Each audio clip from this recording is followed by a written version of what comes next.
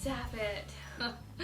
Hi guys, so I am here to do our 5-month update. It's really exciting because we're almost to 6 months. I'm pretty positive you're making Kaya John's making Kaya like freak out right now. And you're messing up my lighting. Get out of here.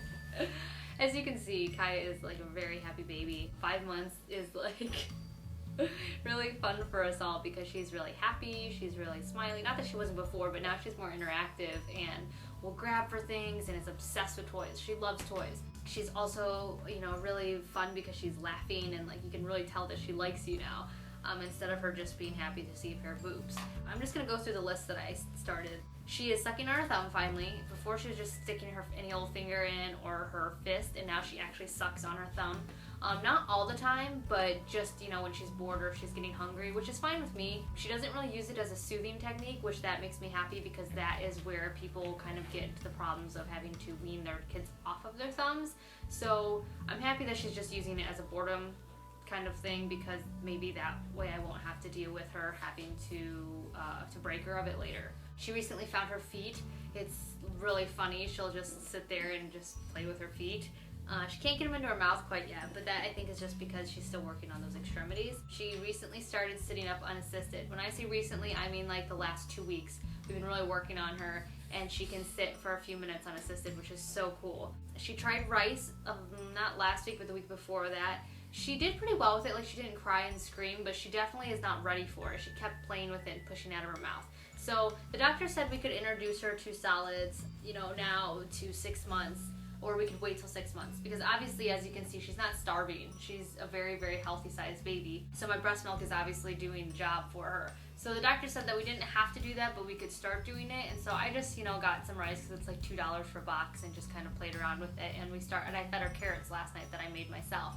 But like I said, I don't think she's completely ready for it yet, and that's fine by me. It's just, you know, nice to just try every once in a while. She's happy all the time. Like, I really can't complain about her. The only time she's ever really upset is if I go too long without feeding her or she's overly tired.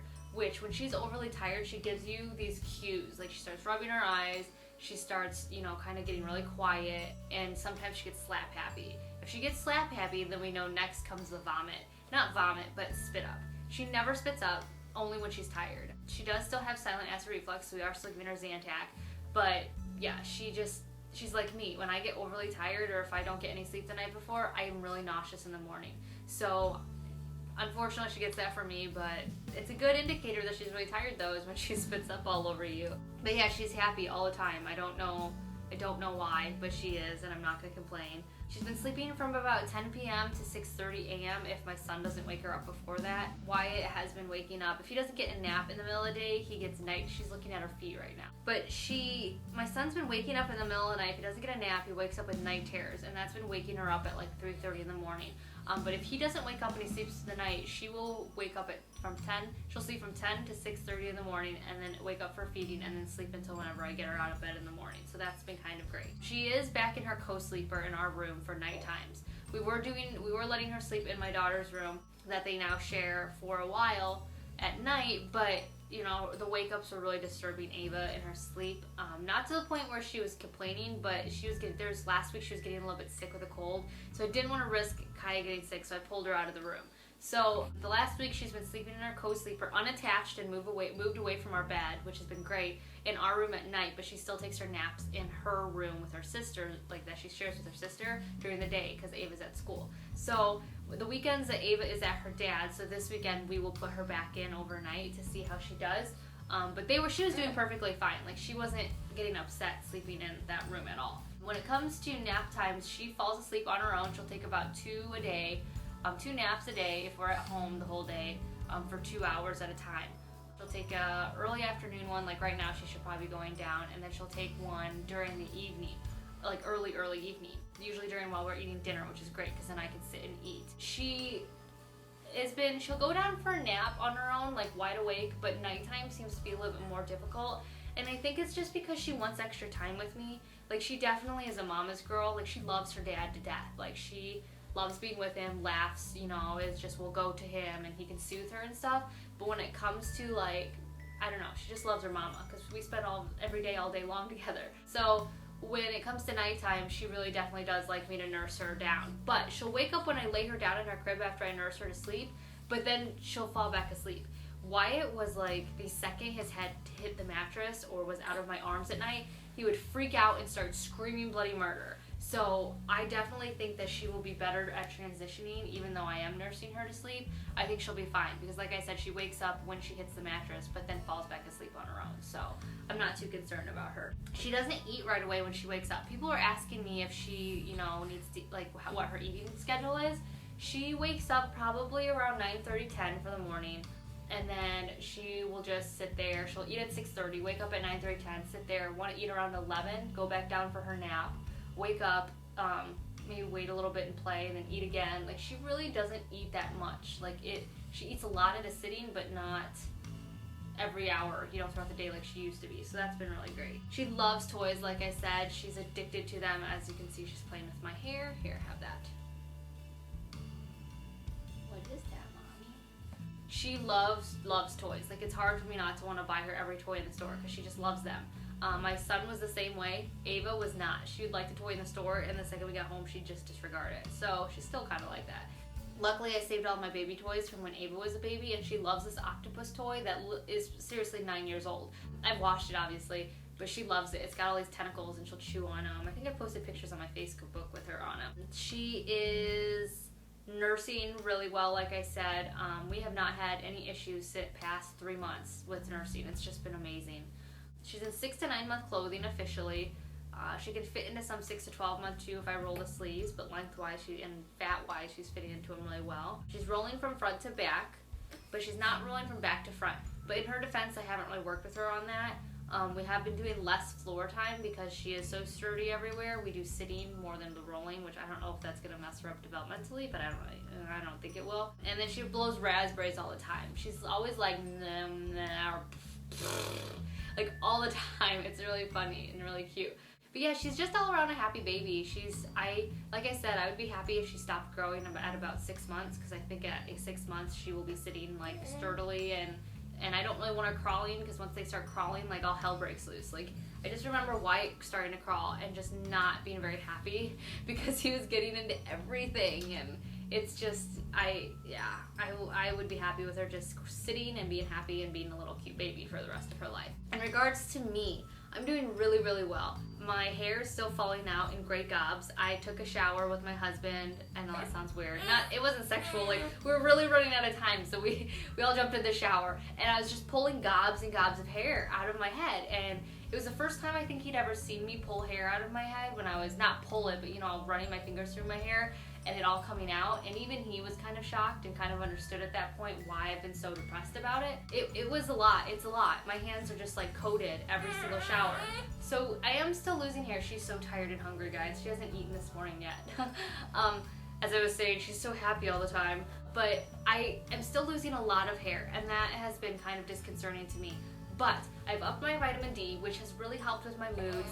My postpartum depression is completely gone at this point. I mean, I have my days where I'm really overwhelmed, but most of the time I can just, let it go and handle it. My hair, like I said, is finally like slowing down, but not completely going away in regards to falling out. But I am growing it back, which is nice. I called them my fuzzies when I was postpartum with Wyatt and also Ava.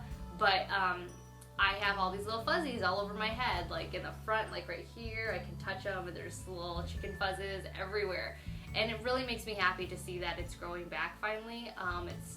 It's depressing at that point, because I know it's soon going to come a time where it's just going to look really crazy, and I'm going to have to like use product in my hair to keep it all settled down. But I'm just happy it's growing back.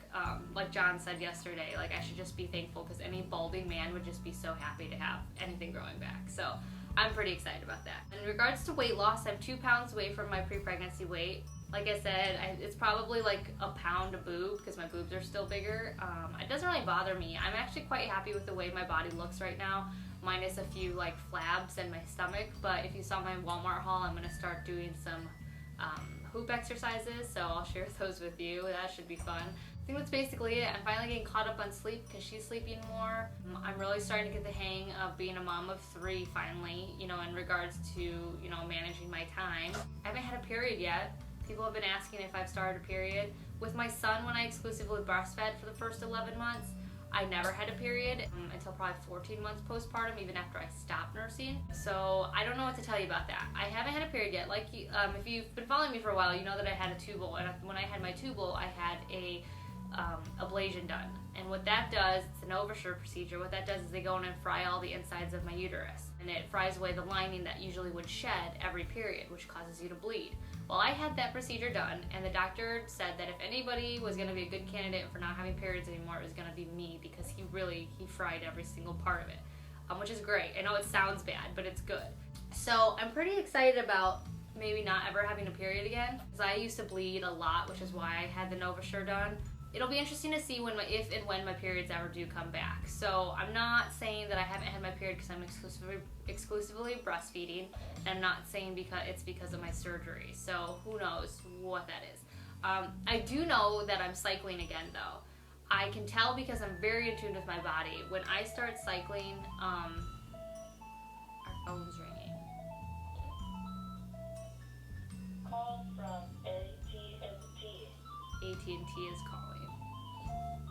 Anyways, I can tell that I'm cycling because I'm very in tune with my body, which I think is why I got pregnant so easily, because I knew exactly when I was cycling or, ovulating. I can tell because I always start getting cramps and I start getting nauseous towards my ovulating or ovulation. And so I know that that's been happening, and I start feeling a little bit more frisky. This past week was weird because I've been really feeling pretty downright crappy, crampy. I know this is TMI, but my bowel movements have been extremely painful. And I've been feeling really just tired and run down. And I think it's because I look back in my calendars from before I got pregnant with Kaya, and sure enough, this would be the week that I would be having my period. When I had my tubal done, they went in with a laparoscopy, a little tiny camera, and my doctor is really good. If he figures if he's in there already, he's going to check out every aspect of my insides because, you know, why not? So he took a bunch of pictures of my, gallbladder, my stomach, everywhere inside while he was in there, cauterizing my tubes. And turns out who knows how long I've had it, but I have endometriosis, and I have a pretty advanced stage of it because it's already tearing apart my insides, and it's, adhering organs together already, and he got really good pictures of holes inside my stomach that the lining has just eaten away at. So, that was kind of startling to see and hear because, it could just get worse. But that does explain why I could have had heavier periods. It could explain why I have really irritable bowels during my, menstruating cycles. And it could explain a lot of other different things. So that was really good to hear that I finally had like an answer to why I'm having those issues. But also it was really surprising to me because, as you guys know, if you have endometriosis, people who have endometriosis, a third of them to half of them are more likely to be infertile or have issues getting pregnant. As you guys know, I've not had any... Hi. As you guys know, I've never had an issue getting pregnant. I mean, minus it took us probably a few extra months to get pregnant with Kaya, but to be honest with you, we weren't trying extremely hard. With Wyatt, it was kind of a fluke. It was 3 weeks after my D&C with my miscarriage, and with Ava, obviously I was 17, that wasn't intended, but it was just kind of surprising to me. I've had some people ask me since I told people about my endometriosis diagnosis that, ask me, how did you get pregnant? And I wonder the same thing. I really do. My doctor was surprised too, that happened. I guess the longer you wait when you have endometriosis, the harder it can be to get pregnant. So, even though we weren't ready to have Wyatt when we had him because I was just fresh off of a miscarriage, it kind of, looking back now, makes me really happy that it happened the way that it did, because I feel like it was kind of God's way of saying, okay, you need to get pregnant now because you might not be able to later. If I would have waited until I was in my late 20s instead of having him in my early 20s, who knows what would have happened. And then same with Kaya, we wouldn't have had her as soon either. So one of them might not have happened, or both of them might not have happened. So that's been kind of interesting to deal with this week, because I've just been doing a lot of research on the, just having that, because it's painful during this time. Like, it's weird, I'm not on my period, but I just feel like crap. I feel all the same things. Like, I'm having really terrible cramping. My, going number 2 is just really painful. I know that's, again, TMI. I've been really tired and just really nauseous, and it's just weird because I'm not bleeding, so yeah. But it's nice because I'd be having these same things and bleeding, so I'm happy that at least I'm not bleeding. Anyways, that was long. Other than that, I'm doing really well. I've had people ask me too how I'm doing with my decision of having a tubal. Like I've said before, I would never encourage people to get tubals. Like, I'm not an advocate for it because I know it's a very invasive procedure. I know that it's a very permanent procedure. I know that some people have regretted it after. But for me, it was definitely the right decision. I've been really still happy with my decision. I do have times, I do have periods of times where I'm like a little bit sad, thinking that like Kaya's my last baby, and like when I see a pregnant woman thinking, oh, I'm never gonna be pregnant again. But at the same time, then I look at my life with my 3 kids, and I'm happy with how many I have. And then when they were all sick, it was just like, oh my gosh, thank God we're done, kind of. Because it's really difficult having kids, It's really easy to say, during those really happy times to be like, oh, I want another one. And then to boom, get pregnant. But then you have to live with it afterwards. It's just like teen pregnancy. It may all look glamorous, but then once you actually have a baby, like, it's hard work. And that's, I think, what it was for us. Like, I really wanted another kid, a 3rd kid. Just because I wanted to try to have a girl with my husband. And I got that. So now I feel really just fine. I have those times where I'm like, oh, I want another one. Babies are so cute. But then the reality is, they're hard to deal with, Getting no sleep, having 3 kids sick at the same time is expensive, and it's hard to deal with. And when I have those times to remind me, of those, I'm like, okay, I'm happy, I'm done. So, 3 was our number, and it's really exciting to think that I can now, have sex without worrying, because that was one of the reasons why I think I had issues with having sex, is I was always freaked out I was going to get pregnant, because I got pregnant so easily with my son and with, my first daughter. So, I don't have to have that worry in the back of my head anymore. I don't have to worry about messing up my body with hormones and, getting, with pills or remembering some type of birth control. And I know people, I've heard people tell me, email me in concerns before I had my tubal that it's messed with their hormones or messed with their, sex drive. But honestly, that I've not seen any of that. I've not had any of those effects. I've not had any adverse or negative effects to my tubal. So that could just be me, but yeah. So I'm really happy with the decision I've made. I'm really excited about looking forward to working and providing for the kids that I have and going on trips and knowing that I won't always have to own a minivan because I have 3 kids. I could pull off a 4-door, just sedan. I'm really happy with the choices that we've made. So, I may be still really, really young, and all of my friends and, family may be having kids after me, but to be completely honest with you, then I'll just be, I just think of it as I'll just be the fun aunt, I'll just be the fun young aunt. I'll just be, the fun friend, mommy's fun friend who comes over with fun stuff and has energy or babysits, I have that to look forward to. So, yeah, I'm pretty happy with the decision I made. So, if you have any questions, if you're considering a tubal or an ablation, let me know. Like I said, I've been through it recently, so I can tell you. But physically, I feel great. Other than my endometriosis, flaring up, I feel really, really good. But yeah, me and John are doing really well. I know I haven't talked about our relationship in a while. I think we're getting along a lot better now that I'm a lot happier. And that we're getting sleep and the kids are all healthy. His surgery went really well. Like I said, he's healing up really well. We're looking forward to summer so that we can take advantage of his new knee and, me being healthy and happy again. Emotionally, I think we're just getting along a lot better because the kid's a little bit older, and we're just, sleep does amazing things for people. So yeah, we're doing well. So I'm gonna let you guys go because this is a long video. I'm gonna have a long time editing it. But if you have any questions, let me know. I'll try my best to answer them. And I'm gonna let you go because she likes to nurse in silence. She's kind of a prima donna like that. She doesn't like me talking or people talking around her, which is kind of a pain because I love nursing publicly. But I know I'll stop talking. All right, I gotta go.